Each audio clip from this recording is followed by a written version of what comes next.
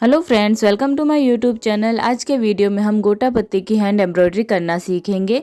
आप किसी भी राजपूती सूट पर इस तरीके से डिज़ाइन बना के अपने सूट को बहुत ही अच्छा बना सकते हो अपने घर पर ही। इसके लिए यहाँ पर हमने 2-3 तरह के लफे और ये पतली वाली लेस और बहुत ही पतली जो लेस आती है वो वाली और बीजे का यूज़ करके हम इसके ऊपर डिज़ाइन बनाने वाले हैं। मैं आपको बता देती हूँ कि मैं किस तरीके से डिज़ाइन बनाने वाली हूँ और ये वाली लेस भी हम इसमें यूज़ में लेंगे। आप अपनी हिसाब से डिज़ाइन ऊपर नीचे करके बना सकते हो। मैं आपको बता रही हूँ कि मैं किस तरीके से बना रही हूँ। ये देखिए, यहाँ पर हमने गुणा नहीं डाला है। गुणे की जगह हम ये वाली जो चौड़ी वाली लेस है वो लगा देंगे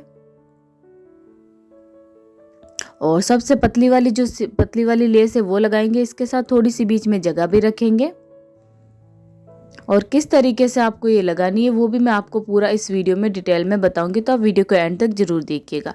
और बीच में ये लेस लगाएंगे और वापस से ये पतली वाली गोटे की लेस, फिर ये चौड़ा वाला लफा जो 3 इंच का आता है वो, फिर पतली वाली गोटे की लेस, वापस से ये वाली लेस और फिर ये पतला वाला गोटा लगाएंगे। ठीक है, फिर उसके ऊपर 1.5 से 2 इंच वाला जो लफा आता है वो वाला लगाएंगे। पूरा इसके ऊपर हम गोटे का ही वर्क करने वाले हैं और सबसे ऊपर ये बीजे वाली लेस लगा देंगे और सभी कलियों पर जो है ये पतली वाली लेस भी लगा सकते हैं।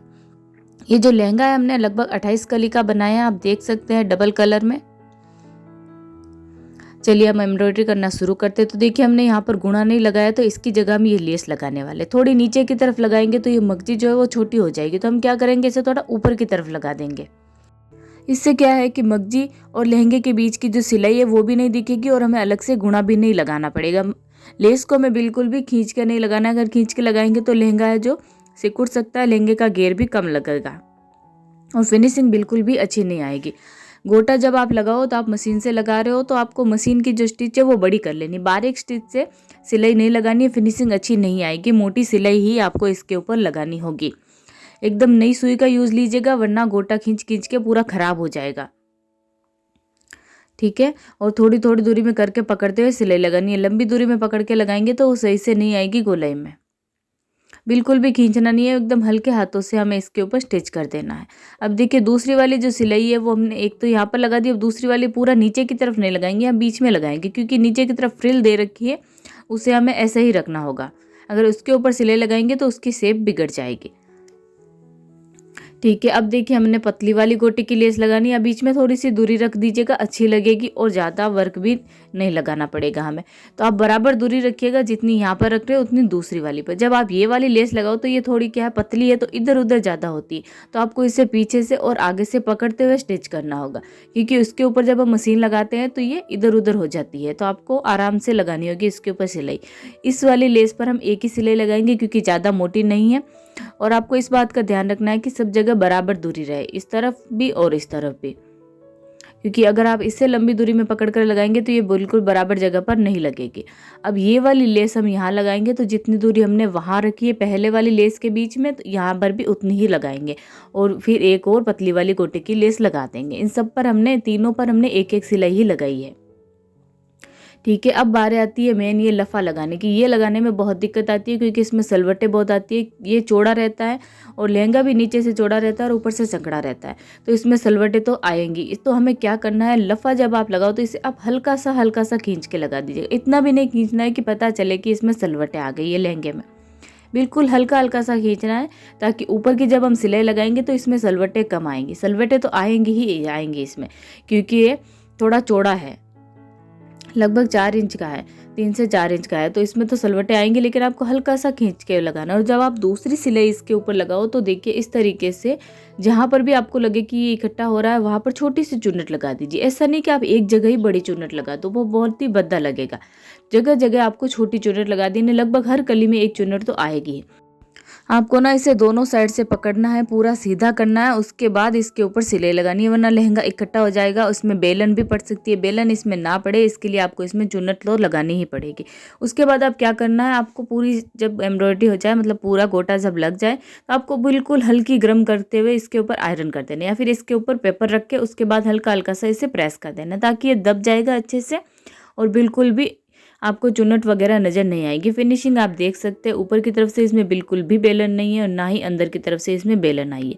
फिर ऊपर की तरफ हम सेम यही, पहले पतली वाली लेस, फिर छोटी छोटी लेस और फिर पतली वाली लेस लगा लेंगे और फिर ये जो 1.5 से 2 इंच वाला गोटा है ये हम लगा लेंगे। इससे आप हल्का हल्का सा खींच के लगाइएगा, इसमें सलवटें नहीं आएगी क्योंकि ये ज़्यादा चौड़ा नहीं है, तो आप इसे हल्का सा खींच के लगा लीजिएगा, इसमें बिल्कुल भी सलवटें नहीं आएगी। अब देखिए लास्ट हमने ये बीजा लगाना है, लेकिन उससे पहले हमें ये कलियों पर सभी पतला वाला लेस भी लगाना होगा। ये बीजा इस तरीके से रहेगा और ये जो हम गोटा लगाएंगे तो इसे हमने पहले लगाना होगा, क्योंकि हम इसे यहाँ पर बीजे के नीचे की तरफ रखेंगे। ऊपर की तरफ रखेंगे तो फिनिशिंग अच्छी नहीं आएगी, गोटे के तार भी निकलेंगे। तो पहले हम सभी कलियों पर ये पतला वाला लेस लगा लेते हैं। जो हमने कलियों पर सिलाई लगाई है उसी के ऊपर हमें ये लगाना होगा, ठीक है, ताकि सारी कलियों की सिलाई भी हमें बाहर की तरफ दिखाई ना दे, बिल्कुल भी पता ही नहीं चलेगा। आराम से लगानी है, बिल्कुल भी खींचना नहीं है वरना लहंगा सिकुड़ जाएगा। हल्के हाथों से लगानी है, इसे आप थोड़ी थोड़ी दूरी में करके लगाइएगा। मैंने आपको पहले भी बताया था, जब हम इसके ऊपर सिलाई लगाते हैं तो इधर उधर सरक जाता है,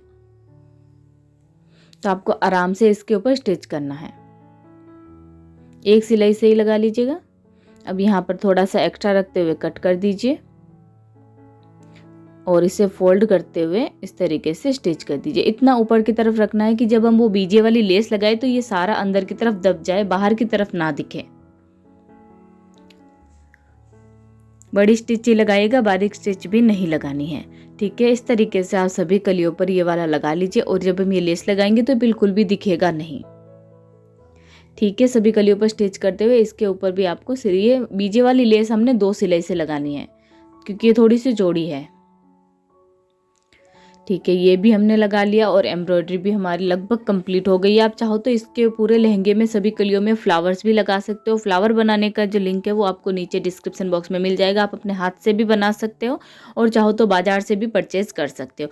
इस तरीके की डिज़ाइन अगर आप अपने राजपूती सूट पर भी बनाओगे तो बहुत सुंदर लगेगा। ये जो लहंगा है हमने 28 कली का बनाया, मैंने आपको पहले ही बताया था।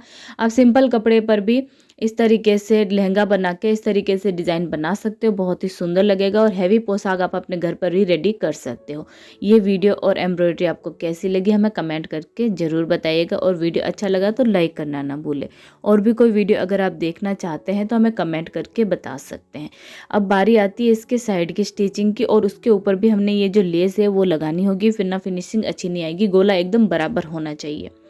तो हम लहंगे की साइड की स्टिचिंग कंप्लीट करेंगे और उसके बाद ये जो पतली वाली गोटे की लेस है वो लगा देंगे। इस तरीके से फोल्ड करते हुए शुरू करना है और पूरा ऊपर तक लगा देना है ताकि सभी कलियों पर ये अच्छे से लग जाए। हम लहंगे को गोल करके भी ये वाली जो सारी लेस है वो लगा सकते थे, लेकिन उसमें दिक्कत आएगी, बार बार फिनिशिंग भी सही से नहीं आएगी, इसलिए हमने पूरा साइड की सिलाई बाद में करी है, पूरा लास्ट में। एक्स्ट्रा कट कर दीजिए और बस।